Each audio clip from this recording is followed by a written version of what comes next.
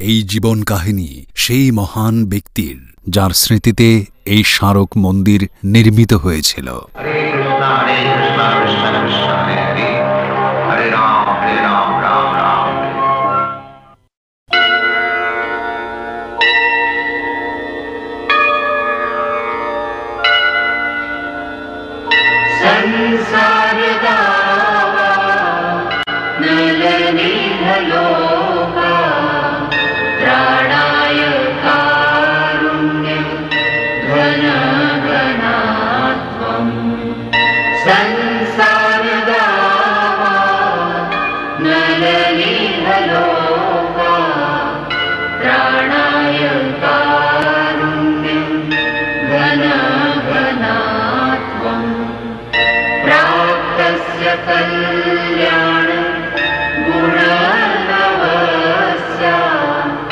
वंदे गुरो श्री चरणारविंदम, वंदे गुरो श्री चरणारविंदम, वंदे गुरो श्री चरणारविंदम, वंदे गुरो श्री चरणारविंदम, वंदे गुरो श्री चरणारविंदम।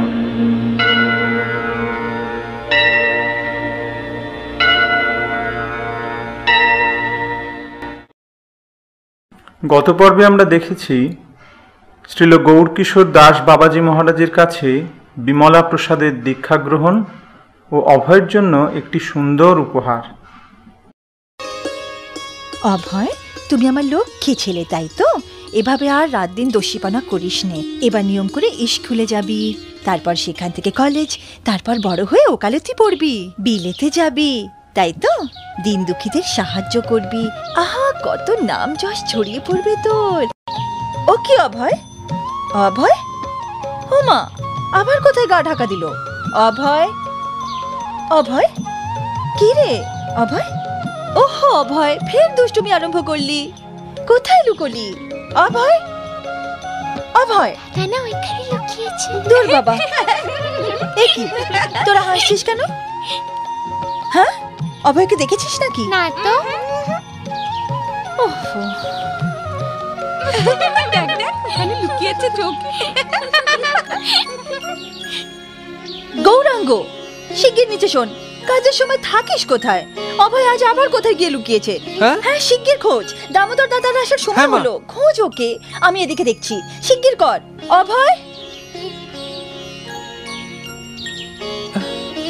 দেখ দেখ কিরকম খুঁজছে। দেখ না, ওই যে ওইটা।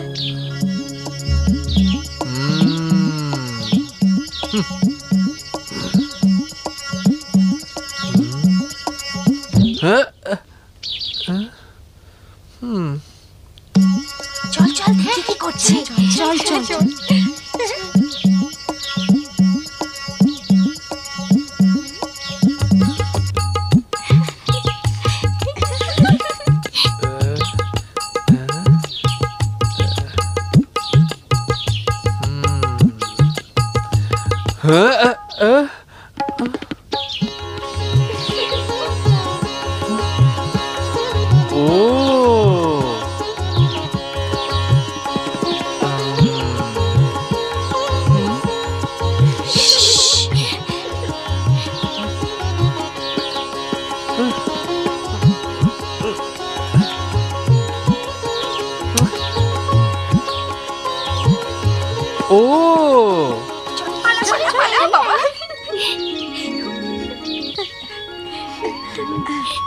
এই ছেলেটাকে নিয়ে আর পারি না।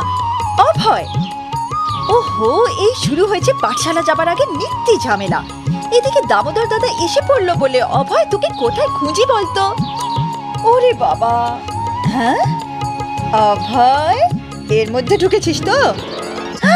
অভয়, গৌরাঙ্গ, অভয়, অভয়, এটাও হয়েছে ঠিক তেমনি। ওহ অভয়, গৌরাঙ্গ, একটা ছেলেকে পর্যন্ত খুঁজতে পারিস না। সারা বাড়ি তো খুঁজলাম মা। মা কোথায় গেল তাহলে? আমি আর পারি না। মা দেখো দাদা ওই চৌকির তলায়। অভয়, কতবার ডাকছি না তোমায়? হ্যাঁ, বড্ড দুষ্টু হয়ে গেছে তুমি। রোজ আমাকে দৌড় করাও। চলো, পাঠশালা যাওয়ার সময় হয়ে গেছে। আজকাল রোজ তোমার এসব শুরু হয়েছে। বড্ড দুষ্টু হয়ে গেছে। মা ঠাকরেন এসে পড়েছো? দেখেন আবার পালিয়ে যাচ্ছে। ধর অভয়কে। ওরে বাবা, না না, চলো চলো চলো। চলো। না আমি যাব না। সে কি দাদা বাবু, লেখাপড়া না শিখলে করবেটা কি গো? আমার মতো মুখ্য হবে নাকি? চলো চলো চলো চলো, এসো বাবা, চলো ভাই, যাও যাও। কৃষ্ণ,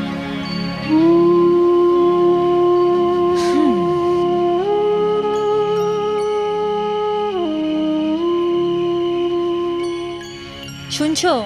অভয়ের জন্য ভাবনায় আমি তো দিশেহারা হয়ে যাচ্ছি। শুনতে পাচ্ছ? কেন, কি হয়েছে? যা হবার তাই। তুমি তো কাজে বেরিয়ে যাও, আর নিত্যি আমাকেই ঝামেলা পোয়াতে হয়। ভগবান জানেন পাঠশালার নাম শুনলেও সিটিয়ে যায় কেন। কেন, কি করে কি? এই দেখো না, আজই আমি ওকে পাঠশালা যাওয়ার জন্য কত বোঝাচ্ছিলাম। বলতে বলতে পেছন ফিরে দেখি তিনি নেই। কোথায় গিয়েছিল? সে আর কি বলবো, আমি আর গৌরাঙ্গ ওকে খুঁজে খুঁজে নাকাল অবস্থা।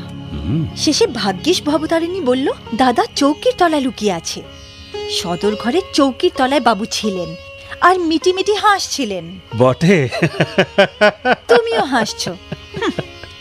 দামোদর দাদা বলছিল সারা পথও নাকি বায়না করছিল। কখনো মাথায় ব্যথা, কখনো পেট কনকন, কখনো পায়ে যন্ত্রণা। তুমি ওকে একটু বোঝাও না। রজনী, যদি ওর যেতে ইচ্ছে না করে তো থাক না। কাউকে জোর করে খুঁটির সঙ্গে বাঁধা ঠিক নয়। এ তুমি কি বলছো? আমার বড় সাধ অভয় প্রচুর লেখাপড়া করবে, কলেজে যাবে, তারপর ভগবানের দয়া হলে বিলেতে গিয়ে বিরাট বড় উকিল হবে। কিন্তু দেখে শুনে মনে হচ্ছে তুমি ওর ব্যাপারে কিছুই ভাবোনি। আমি যে ওর ব্যাপারে কি ভেবে রেখেছি তুমি তা জানো না। হ্যাঁ গো হ্যাঁ, আমি সব জানি, জানতে বাকি নেই আমার। ওকে বেদ পুরাণ পড়াবে, খোল বাজাতে শেখাবে, কীর্তন গাওয়াবে। দেখো, এসব তো খুব ভালো কথা, কিন্তু পেট চালানোর কথাও তো ভাবতে হবে। ও যখন সংসারী হবে তখন ও কি করবে? কি করে খরচ চালাবে? আমি ঠিক করে ফেলেছি, আমি অভয়কে ওকালতি পড়াবো বিলেতে। হ্যাঁ, ওকালতি পড়লে তো উকিল হবে, আইন আদালত নিয়ে ঘাঁটাঘাঁটি করবে, সত্যিকে মিথ্যে আর মিথ্যেকে সত্যি প্রমাণ করতে করতে জীবনটাই পেরিয়ে যাবে।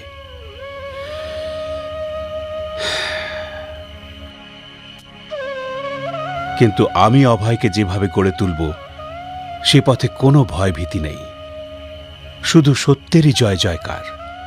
আমি ওকে এখানকার নয় সেখানকার আইন পড়াতে চাই, যা এখানেও কাজে দেয় আর সেখানেও। তাতে এখানেও সম্মান পাবে আর সেখানেও। তাতে মানুষও সুখী হবে আর পরমেশ্বরও।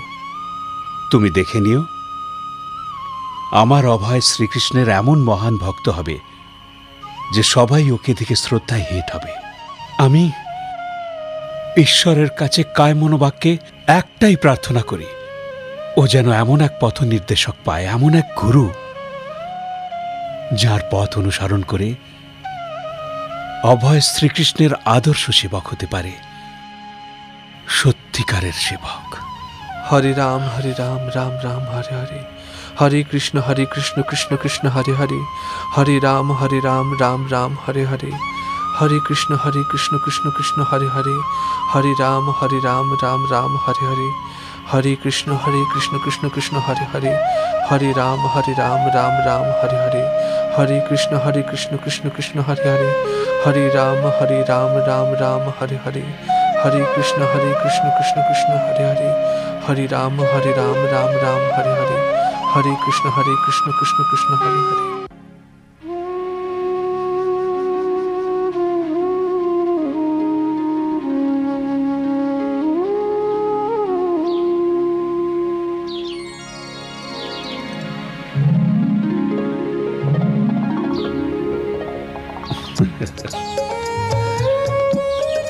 রজনী, আমি আসি। ওগো শুনছো, আজ বিকেলে একটু তাড়াতাড়ি ফিরে এসো, ছেলেমেয়েরা খুশি হবে।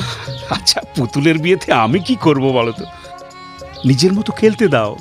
বাবা, ফল মিষ্টি কিন্তু তোমাকেই আনতে হবে, দেরি করো না যেন। ঠাকুর মশাই বলেছেন গোধূলি লগ্নে বিয়ে। এবার কি বলবে বলো?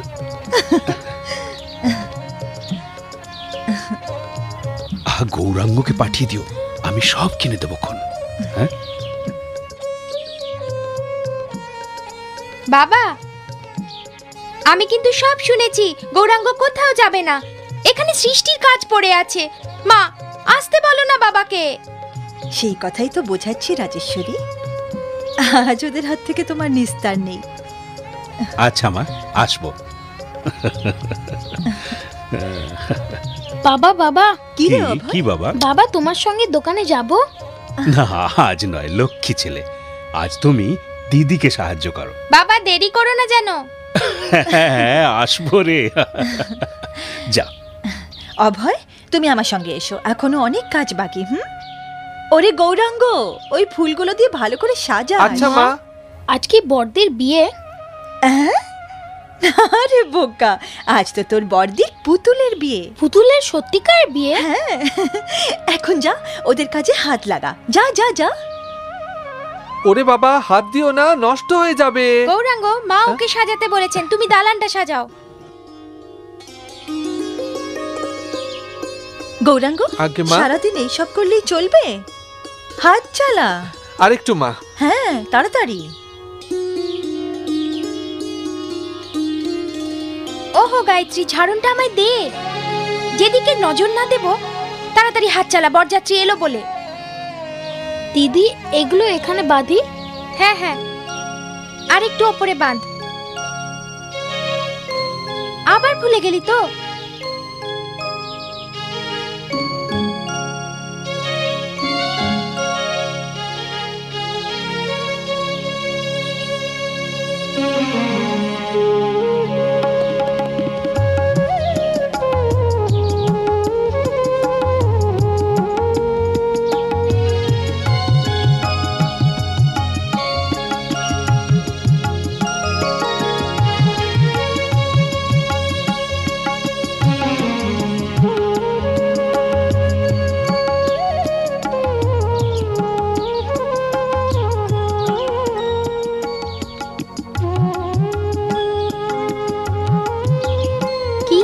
মা, কিচ্ছু হয়নি রে।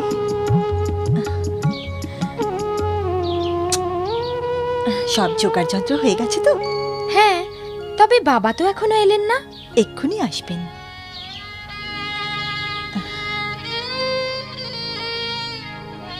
কি হয়েছে ও মা, তুমি এত চুপচাপ কেন? বলো না। কি আবার হবে? ও মা, ওই দেখ দেখ তো গায়ত্রী কি করছে। ধুর বাবা গায়ত্রী, এটা কি করছিস শুনি? দে আমায়।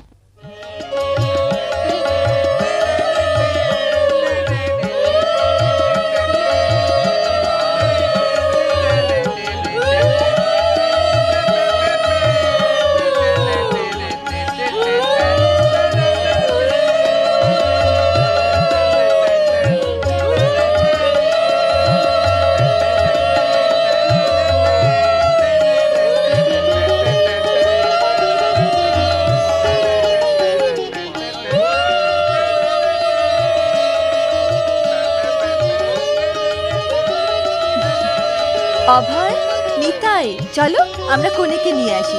এসো এসো, শিগগির এসো। তোমার মা বউ আনতে গেছেন, সব গোছগাছ তৈরি তো?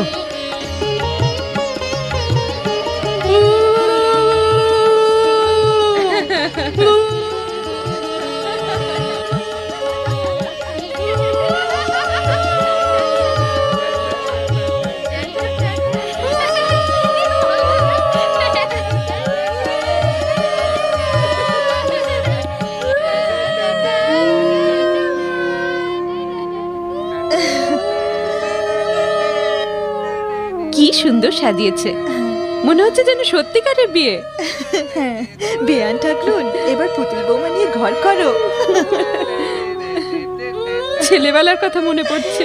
হ্যাঁ মালতী, কি আনন্দই যে করেছি তখন।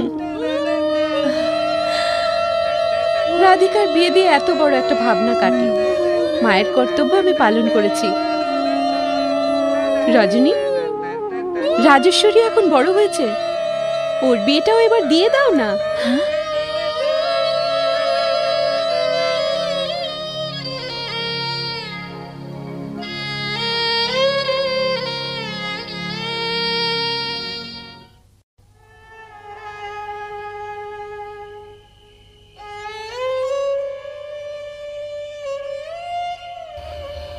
রজনী, রজনী, কি?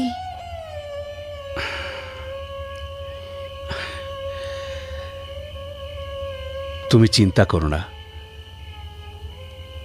আমি জানি তুমি কি ভাবছো। আজ যখন মালতী রাজেশ্বরীর গৌরীদানের কথা তুলল, তখন আমিও চমকে উঠেছিলাম। ওগো, যখন মেয়ে বড় হয় তখন তার বাবা মায়ের একটা কর্তব্য থাকে। দেখো, আমি আমার রাজেশ্বরীকে কনের সাজে দেখতে চাই। কিন্তু তাতে সময় লাগবে রজনী। মেয়ের বিয়ে বলে কথা, এ তো গরু বাছুর নয় যে যার কারোর গোয়ালে পাঠিয়ে দিলাম। আর আমার মেয়ে আমার ঘাড়ে বোঝা নয়। ওহো, আশ্চর্য! আমি কখন বললাম ও বোঝা? আমি তো কর্তব্য পালনের কথা বলেছি। এখন তুমি শুধু ওর জন্য সুপাত্র খোঁজো আর 4 হাত এক করে দাও। আমি কিন্তু ততদিন স্বস্তির নিঃশ্বাস ফেলবো না যতদিন না ওর বিয়ে হচ্ছে। শুনছো তুমি? হ্যাঁ গো, হ্যাঁ শুনছি। নাও, এবার তুমি শুয়ে পড়ো। কৃষ্ণ সব ঠিক করে দেবেন, তার প্রতি বিশ্বাস রাখো।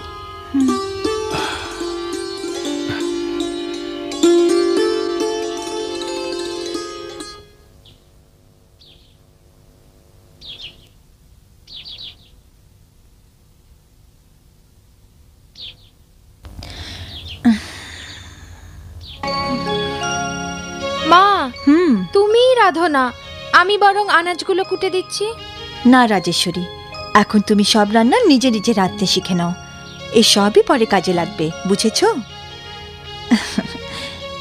ও কি, ওই দেখো, ওটা ফুটছে। ওটা ঢাকনাটা সরাও, সাবধানে কিন্তু। কি রে, কি হলো? ও হো রাজেশ্বরী, দেখি। ও মা, ষাট। আচ্ছা, আমায় সব রান্না শিখিয়ে তাহলে তুমি আমার বিয়ে দিতে চাও? তবে আমি যাব না, আমি এখানেই থাকবো তোমার সঙ্গে। মেয়েদের কপালে কি অত সুখ থাকে? সব মেয়েকেই বিয়ের পর তার স্বামীর ঘরে যেতে হয় রাজেশ্বরী। কেন, এটা বুঝি আমার বাড়ি নয়? ধুর বোকা মেয়ে, সব মেয়েরই নিজের বাড়ি হলো শুধু তাদের শ্বশুর বাড়ি। তোর দিদিমাকেই দেখ, তিনি তার নিজের বাড়ি ছেড়ে দাদুর কাছে এসেছিলেন, আর আমি বাপের বাড়ি ছেড়ে এখানে এসেছি। আর এবার তুইও এ বাড়ি ছেড়ে তোর শ্বশুর বাড়ি চলে যাবি। তোর ছেলে পুলে হবে, তারপর হ্যাঁ, তারপর তোর মেয়েও একদিন তোকে ছেড়ে তার শ্বশুর ঘর করতে চলে যাবে। হ্যাঁ রাজেশ্বরী, কি হলো? না না না, লজ্জা পেয়েছে।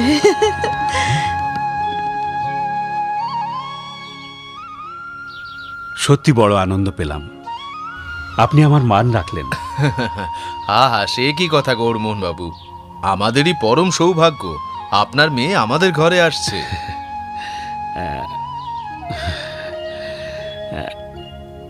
একবার যদি বৌঠানের মতটাও নিয়ে নিতেন।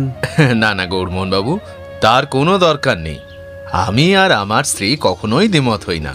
আপনি নিশ্চিন্ত থাকুন, এখন গিয়ে বিয়ের গোছগাছ করুন।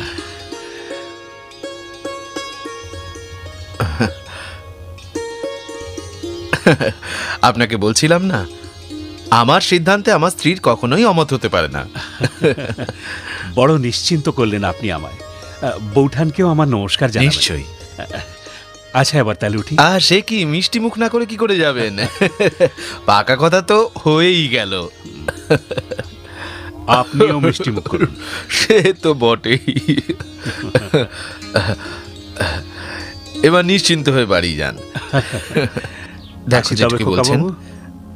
নমস্কার বৌঠান, আসি। আচ্ছা চললাম। বৌঠানকেও আমাদের নমস্কার জানাবেন। আগে।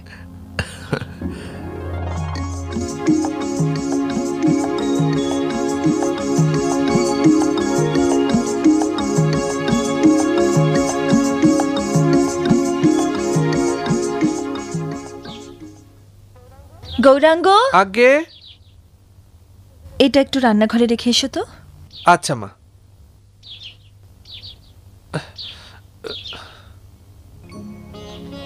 রজনী, কে? এ কি এত তাড়াতাড়ি?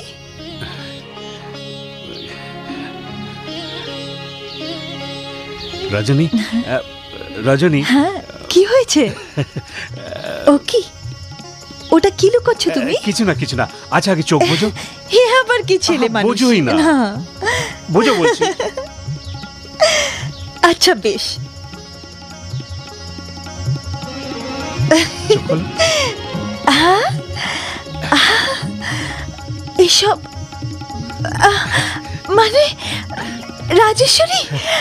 হ্যাঁ হ্যাঁ রজনী, হ্যাঁ। জয় শ্রীকৃষ্ণ। এত ভালো সম্বন্ধ পেলাম। এই তো খুব ভালো কথা।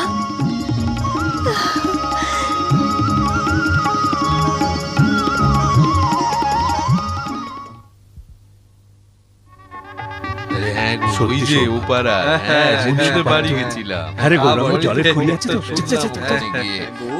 সব পাকা। একদম শুনতে যাও।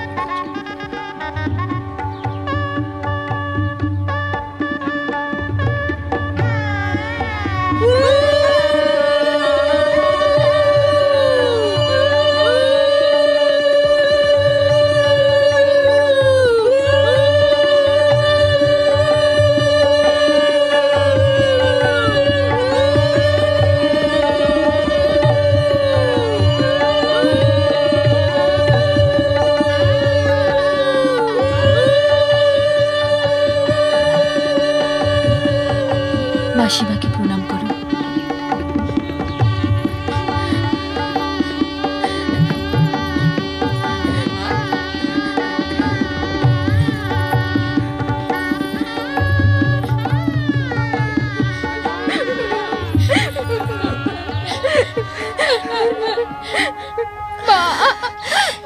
কাঁদে না মা।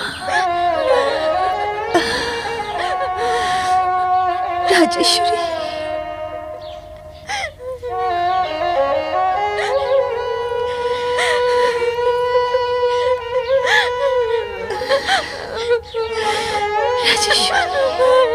কাঁদে না।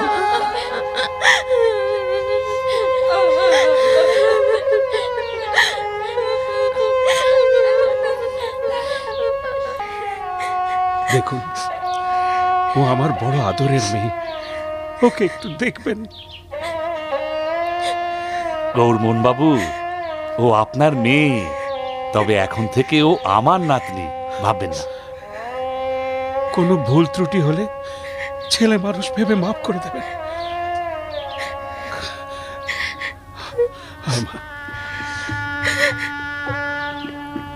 বেঁচে থাকো, সুখী হও, সুখী হও। অভয়, কি বাবা? বাবা দিদিকে ছেড়ে এসো। আচ্ছা, এসো দিদি।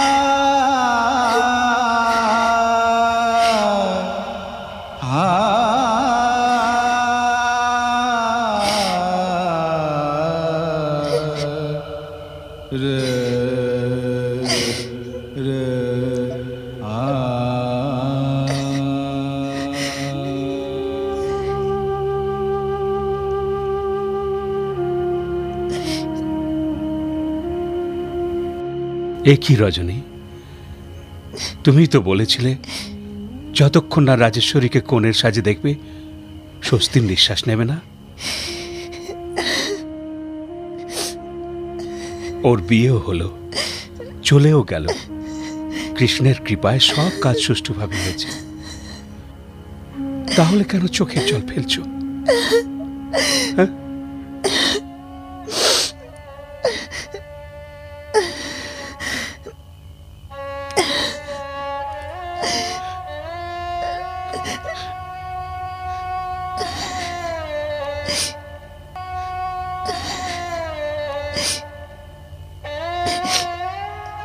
এই মেয়েগুলো বিধাতার আশ্চর্য সৃষ্টি বটে।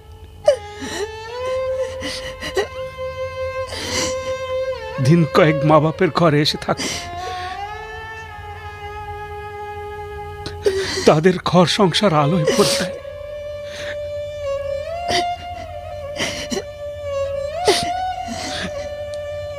তারপর একদিন বাপ মায়ের কোল শূন্য করে চলে যায়,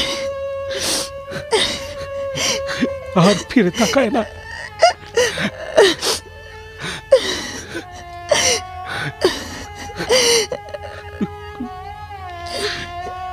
সব মেয়ের কপালে এটাই লেখা থাকে, এটাই লেখা থাকে। এখন ঠাকুরকে শুধু বলো যেন সুখে থাকে, ভালো থাকে।